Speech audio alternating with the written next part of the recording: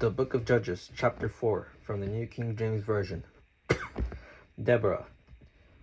When Ehud was dead, the children of Israel again did evil in the sight of the Lord, so the Lord sold them into the hand of Jabin, king of Canaan, who reigned in Hazor. The commander of the army was Sisera, who dwelt in Harosheth Hagoyim, and the children of Israel cried out to the Lord, for Jabin had 900 chariots of iron, and for 20 years he had harshly oppressed the children of Israel. Now Deborah the prophetess, the wife of Lapidoth, was judging Israel at that time, and she would sit under the palm tree of Deborah between Ramah and Bethel in the mountains of Ephraim, and the children of Israel came up to her for judgment. Then she sent and called for Barak the son of Abinoam from Kadesh in Naphtali, and said to him, Has not the Lord God of Israel commanded, Go and deploy troops at Mount Tabor? Take with you 10,000 men of the sons of Naphtali and of the sons of Zebulun, and against you I will deploy Sisera, the commander of Jabin's army, with his chariots and his multitude at the river of Kishon, and I will deliver him into your hand. And Barak said to her, If you will go with me, then I will go, but if you will not go with me, I will not go. So she said, I will surely go with you. Nevertheless, there will be no glory for you in the journey you are taking, for the Lord will sell Sisera into the hand of a woman. Then Deborah arose and went with Barak to Kadesh, and Barak called Zebulun and Naphtali to Kadesh. He went up with 10,000 men under his command, and Deborah went up with him. Now Heber the Kenite of the children of Hobab, the father-in-law of Moses, had separated himself from the Kenites and pitched his tent near the terebinth tree at Sanaim, which is beside Kadesh.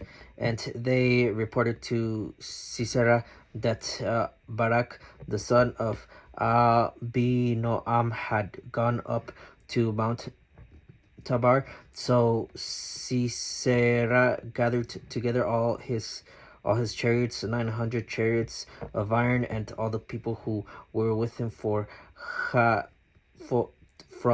Harosheth Hagoyim to the river Kishon. Then Deborah said to Barak, Up, for this is the day in which the Lord hath delivered Sisera into your hand. Has not the Lord gone out before you? To Barak went before you. So Barak went down from Mount Tabor with 10,000 men following him, and the Lord routed Sisera and all his chariots and all his army with the edge of the sword before Barak. And Sisera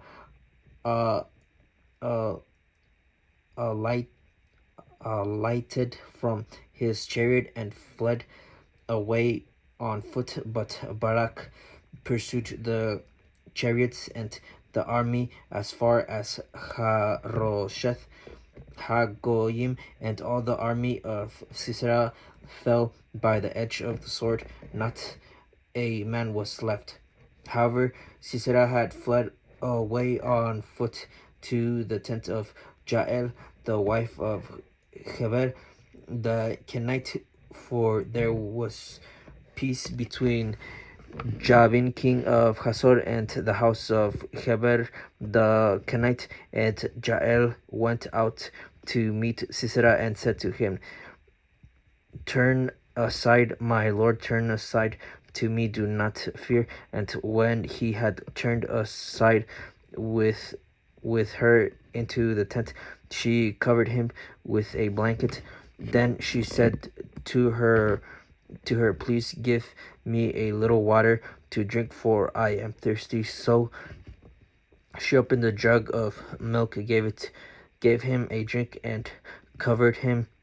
And he said to her, "Stand at the door of the tent, and if any man comes and inquires of you and says, 'Is there any man here?' you shall say, 'No.'" Then Jael, Heber's wife, took a tent peg and took a hammer in her hand and went softly to him and drove the peg into his temple, and it went down into the ground, for he was fast asleep and weary, so he died.